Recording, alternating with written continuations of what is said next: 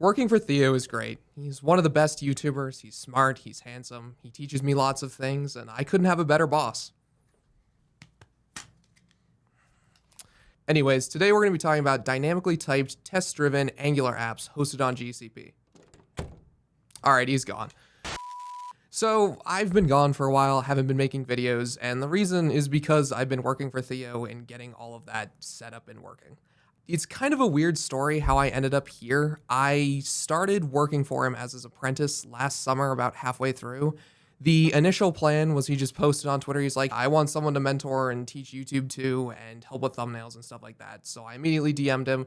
He was like, yeah, I'm down, joined up, and I started out doing thumbnails. My thumbnails were bad when I started. I did not have any idea what I was actually doing, and I think this is like one of the very first ones I made, and it was terrible, but it's gotten better over time. A lot of the ones you see today are ones that I've made. It's nice being able to look at this and just know how wrong it is. It's bad. Don't make thumbnails like this. Over time, I slowly got more and more responsibility. I started placing the mid-roll ads on videos and making sure that videos get prepped correctly and put out on time. And then the Vercel sponsorship situation happened, which was a whole thing. It was kind of a mess, but was actually one of the best things that's happened to me because it meant that we needed to move to the per video ad model, which pretty much 10x'd the amount of work that had to be done for the YouTube channel. Beforehand, it was very manageable for Theo and FaZe and Gabriel to just run the channel, and I was just kind of here on the side helping with thumbnails and existing around. But once the ad situation happened, my job got a lot bigger and we had way more to do. I don't think people who are not in the creator world quite realize how much work goes into not just making a daily video channel work, but making a daily video channel that has daily ads work. So I do want to actually talk about what you clicked on this video for in a non-ironic way, what it's actually like to work for Theo, and it really is great. Hey guys, so Ben from the future here. I was going back through, watching back the footage to edit it, and I realized I didn't actually answer the question of what it's like to work for Theo very well. I basically just said he gives a lot of real-life Theo rants, which is absolutely true. He does actually know what he's doing and saying, which is also true. And he's a great boss and friend, and all of that is true. But that's not what you came here for. That's kind of boring.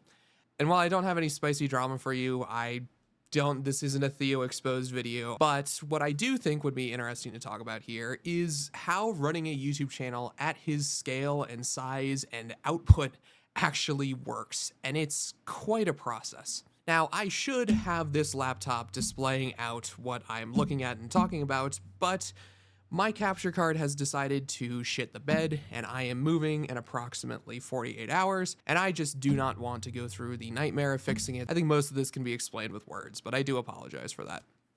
Now, as far as how these videos are made, if any of you have watched Theo's stream, which I think if you're watching my videos, you probably have watched Theo's stream at least once, you've seen that he records his videos on stream. This is something that I kind of want to steal from him, because something that he says that recently clicked for me is that when you're making content, the content on YouTube is what makes money. We make money off of the ads. I know that people don't necessarily like ads, but I think we do it really well because unlike a lot of channels where you're just getting random silly VPNs or like random kind of bloatware type products or whatever that just kind of work for a mass audience, we have a very high level software engineering audience.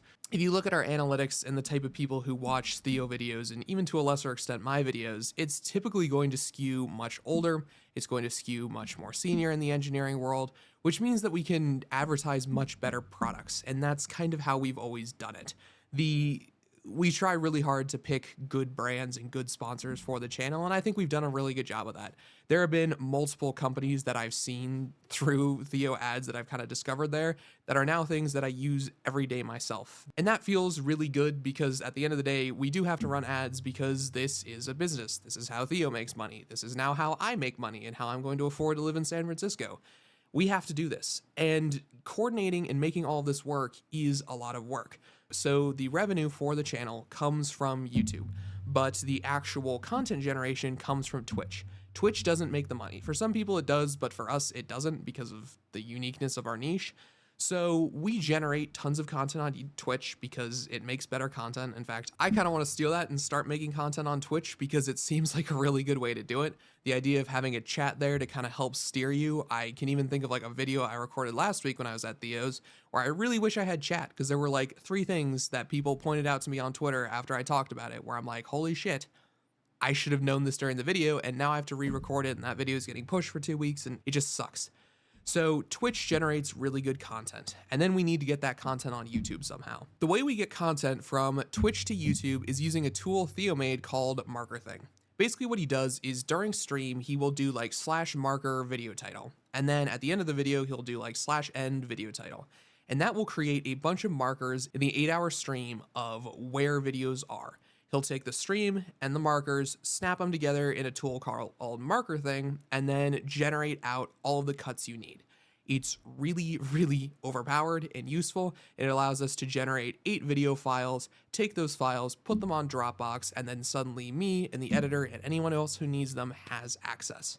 Then instantly we're able to go in and start editing the video. And then when it comes time to place the ad, that's where I come in. I've edited a few of Theo's videos, but typically it's FaZe who's doing most of the video editing. He's a great video editor, but my job is the ads, which is so much work since the Vercel breakup and the switch from the channel sponsors, like when we had Clerk and Vercel and the T3 stack and all that stuff, to now the ad model where we have a per video ad and all that stuff. I won't go into that whole drama again. Theo has a really great video on why that happened, all of the drama, all the misunderstandings. It was a whole thing. But now we need to basically get 30 ads ready for 30 videos a month across like 20 brands. Every single ad needs to be scripted, or at least typically bullet pointed. Theo doesn't usually use scripts because I think they make the content worse, at least for him and me and the way we do things. We're not big script guys.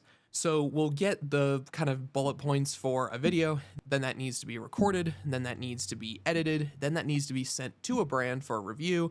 Sometimes there are changes that need to be made. We have a pretty good hit rate where typically the ads are just accepted and we can go through and publish them. Then once we have the ad ready, we need to figure out a good video to put it on and then actually edit it into the video, upload that to YouTube, package it up, make the thumbnail, title, description, all that stuff, which is more and more becoming my job. Theo still owns the titles and a lot of the thumbnails just because at the end of the day, as good as I am getting at making thumbnails, I think I showed some of the early ones I made in this video. They were really, really, really bad.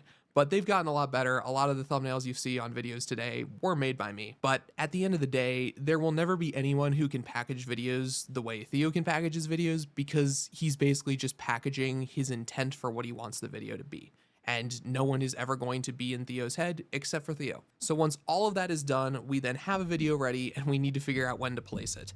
And we need to figure out when it goes live. And that is also a tricky thing to do because we have a backlog of like 40 videos that are prepped and ready to go. It is insane how much content we have and how much work it is to just shuffle and place all these things. It's insane. If you see any YouTube channel that posts as much as we do, and especially one that has sponsors on all those videos, know that there is probably a team behind the scenes making that happen because that is a ton of work and very complicated. If you want a more negative piece, I guess, of working for Theo, and I don't even know it's a negative, but things are very chaotic and we are still figuring out exactly how all of this works. It's only been like 5 months since we switched this model and there are still rocky pieces. There are still things we're trying to figure out and how all this works. It's very chaotic. It's not like working at a Fortune 500 company where you get your 20-page onboarding, you have a very dedicated specific system and build system and all these different things on exactly how it works. Here, we are basically building the plane while it's flying, and it seems to actually kind of be working. It's insane, but it's fun, and I'm really enjoying it. So we'll cut back to past Ben and whatever I had to say before, and yeah. As far as I go, I am going to be making way more videos. I've been gone for like a month or so trying to figure that out. Figuring out my place in YouTube and what I want to talk about and make videos about has been an ongoing kind of concern for me because I don't know exactly where I fit in all of this. As many of you know, I'm 22. I'm fairly new to all of this. I built a lot of real stuff, but nothing quite at an enormous scale. I've been spending a lot of time with other technologies. I think very much the direction I want to take this is just like making videos about the stuff I'm working with and building, talking about what I'm enjoying, what I'm not, having the comments section to tell me where I'm wrong, and just going from there. I think it'll be fun. I will have many, many, many more videos coming out because I'm here and I have more stuff to talk about. And yeah, It's been really cool, been a wild few months, and I am extremely excited about the future. If you guys enjoyed this video, make sure you like and subscribe. Obviously, go subscribe to Theo's channel, but if you're here, you almost certainly already are. So, yeah.